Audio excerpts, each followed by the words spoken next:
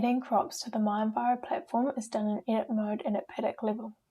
To enter a new crop, ensure that the paddock layer is turned on the Farm Features list on the left-hand side. If it is not on, simply open the side tab and tick the paddock layer on. Following this, select the paddock required and press the small pencil at the bottom of the screen. This will take you to a second screen where paddock details can be added. Scroll down to the bottom of the paddock details and you will see a row of different information that can be added and select the crop tab. From here, users can click the plus crop button and begin entering crop details including type, name, cultivation method, specific dates, harvesting, yields and management.